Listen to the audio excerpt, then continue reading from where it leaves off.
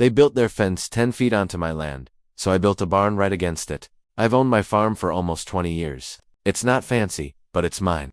40 acres of pasture, a red barn, and a herd of cattle that pay the bills. My neighbors, the Caldwells, moved in about 2 years ago, retired city folks with too much money and not enough sense. They bought the land next to mine, tore down the old farmhouse and built themselves a modern country retreat with glass walls, a swimming pool, and perfectly manicured lawns that didn't belong in this part of Texas. At first we were friendly. They asked about where to buy feed. I lent them my tractor once or twice and we exchanged pleasantries over the fence. But it didn't take long before they started acting like my land was their playground. Their dogs chased my cattle. Their grandkids cut across my pasture on ATVs. I warned them politely, then firmly. They smiled, nodded, and kept doing it anyway. The last straw came one morning when I walked out to check the fence line and found a brand new cedar fence stretching across part of my pasture. A high-polished thing, all fancy panels and metal posts. Trouble was, it wasn't on the property line. It was a good 10 feet inside my boundary. I grabbed my survey maps just to be sure. No mistake, they'd built their fence on my land. That evening, I knocked on their door.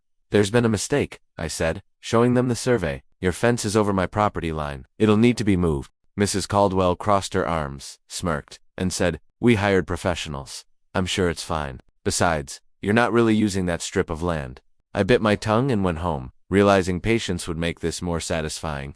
The next week, I called the county and filed a formal complaint: trespassing and unlawful encroachment. The inspector came out, confirmed the survey, and sent the Caldwells a notice: move the fence or face fines. They ignored it. So, I built something of my own right against their precious new fence. A barn, not a rickety shed, but a proper steel-roofed wood-sided livestock barn running the entire length of the property line. I placed the entrance facing away from them, but the backside, well, that pressed tight against their cedar panels. The smell of hay and livestock would reach their windows, and I stocked it with my cattle, making sure they'd be there morning and night. Within a week, the Caldwells came storming over. "You can't put a barn here," they shouted. I held up the survey and smiled. "On my land, I can put whatever I want." They threatened lawsuits. Too late, I'd already spoken with my lawyer. Not only were they trespassing, but in this county, if someone builds on your land and you let it sit too long, they can actually try to claim it later. It's called adverse possession.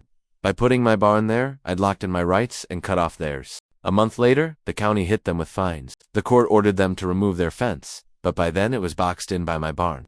To take it down, they had to hire workers to dismantle panels from their side, piece by piece. Cost them thousands. And me, I didn't move a finger. Now, every morning when I feed my cattle, I tip my hat to that barn, because what started as their attempt to steal a strip of my land turned into the most expensive mistake they ever made. If you like stories where greedy neighbors learn the hard way, subscribe and